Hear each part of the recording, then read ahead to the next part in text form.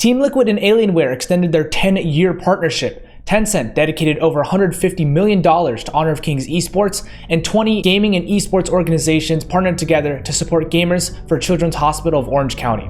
All that and more on This Week in Esports Gaming for January 25th through January 31st. I'm your host, 𝗪𝗏𝗫, and let's get right into it. For our first top 3 story, Team Liquid and Alienware, they've extended their 10-year partnership. Alienware will continue to supply hardware for Team Liquid with innovations focused on 3 new initiatives: fan engagement, player performance, and technology, as well as community opportunities. Team Liquid and Alienware are the longest hardware partnership in esports history and the longest partnership between a gaming company and an esports team. Alienware has supplied Team Liquid with gaming PCs, monitors, headsets, and peripherals since 2011, and building on this relationship, Alienware will also be named the official launch partner of Liquid Plus, which is Team Liquid's fan engagement platform. Team Liquid are very good at renewing sponsorships for the most part, and having a 10-year partnership here really shows. Alienware have been fundamental to Team Liquid, such as building things like the Team Liquid headquarters in North America, as well as the Alienware training facility in the Netherlands. Some of you were looking for case studies of successful esports partnerships, and this definitely shows right here. This is similar to how Alliance and Razer have actually been together since 2013, showcasing the power of a solid hardware sponsorship. We've also seen Team Liquid renew multiple times with Marvel, which is a good sign for them as well. And it's also nice to see Team Liquid providing underrepresented groups in esports with access to esports resources such as mentors, scholarships, career development, and inclusive series of tournaments and events.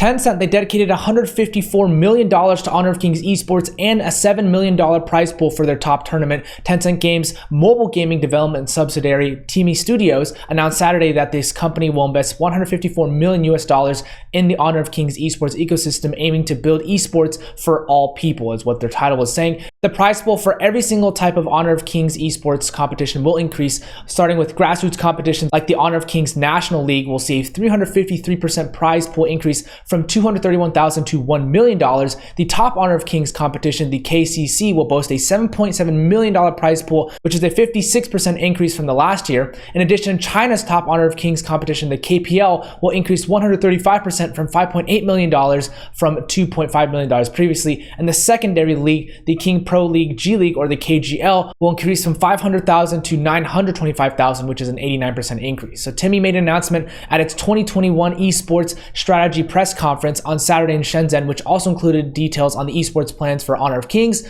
Crossfire, Call of Duty Mobile, and 𝗂𝗂 𝗏. This is absolutely huge for the amount of money that they're pouring into their esports. For reference, the CDL Championship in 2020 had a $4.6 million prize pool. The PUBG Global Championship in 2019 had a $4.08 million prize pool, and the League of Legends 2020 World Championship had a $2.34 million prize pool. So mobile esports is definitely here to stay, and they're proving it in a big way. Obviously, this is huge in Asia, but we'll see how many people in Europe and the US actually see this. I imagine a lot of people in the US probably won't even react to this given its lack of popularity here. We'll see how traditional esports folks in the West react to this.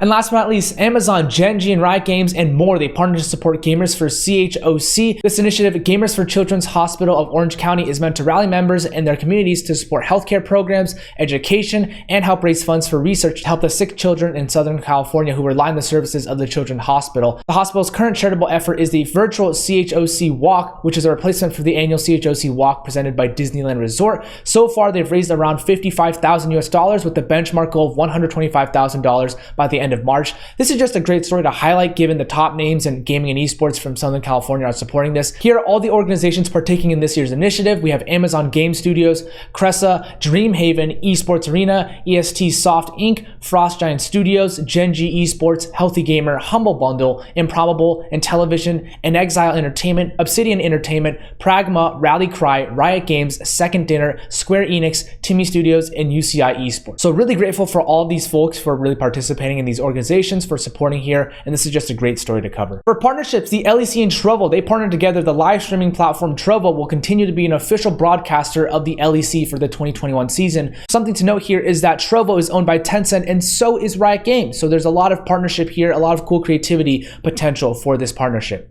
Talon Esports and KFC Thailand partner together. KFC's logo will be prominently displayed on the front of Talon's players' jerseys. The partnership will also include content creation and fan experiences, according to the press release. The Rocket League Championship Series X winner split will be sponsored by Ford. There's not much disclosed here except for that Ford will be the presenting sponsor for all RLCS X winner majors and that there will be in-game surprises. According to 𝗪onics, they wanted a sponsor that reflected the same amount of drive in their own work and products as the world's best Rocket League players, so they found Ford as their presenting sponsor here. HyperX and Guild Esports partner together. Guild will receive 75% of the deal in cash in equal amounts over 2 years, and the remaining 25% of the contract value will be provided through gaming hardware for Guild's pro players, content creators, and academy students here. It was also announced by HyperX that they will fit the company's headquarters in London as a part of the deal. Immortals Gaming Club and Progressive partnered together. Both parties will collaborate on a range of initiatives, including special virtual gaming events that will feature the organization's pro teams, coaches, and influencers, other custom content, as well as a series of assets focused on the organization's spring and summer LCS splits. Team Vitality's FIFA team and Philips monitors, they partnered together. The deal will see Vitality's FIFA team play exclusively on monitors from the Philips Momentum line, with Philips' logo featured on their official jerseys here. Additionally, both parties will work together on producing tailored content with unique storytelling. Esports Charts partnered with ESIC. Both organizations will collaborate to develop a more sophisticated understanding of industry trends and behaviors.